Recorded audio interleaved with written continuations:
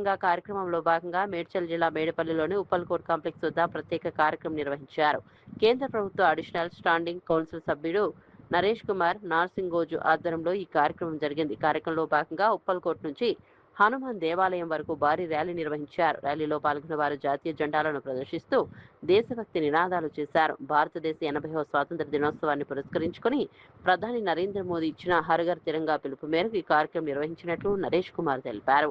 ప్రతి ఇంటిపై జాతీయ జెండాను ఎగురవేయాలని ప్రజలకు పిలుపునిచ్చారు. దేశ స్వాతంత్ర్యం కోసం పోరాడిన మహానీయుల త్యాగాలను ప్రతి ఒక్కరూ గుర్తు చేసుకోవాలని కోరారు.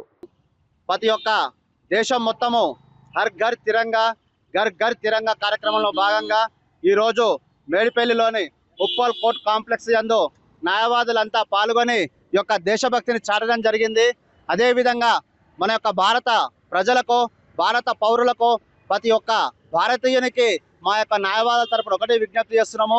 ఆగస్టు 15వ తారీఖు వరకు మన యొక్క ప్రతి ఒక్క ఇంటి మీద ప్రతి ఒక్క భారతీయుడు, ప్రతి ఒక్క పౌరుడు తమ యొక్క జాతీయ జెండాని సగౌరవంగా ఎగురవేసి ఈ యొక్క హర్ ఘర్ తిరంగా కార్యక్రమంలో ప్రతి ఒక్కరు పాలు పంచుకొని దేశభక్తిని చాటాలని చెప్పి ప్రతి ఒక్క ఈ యొక్క మహోన్నతమైన కార్యక్రమంలో ప్రతి ఒక్కరు భాగస్వాములు కావాలని చెప్పి న్యాయవాదుల తరపున పిలుపునిస్తూ భారత్ మాతాకి మాతరం మాతరం వందే మాతరం వందే మాతరం.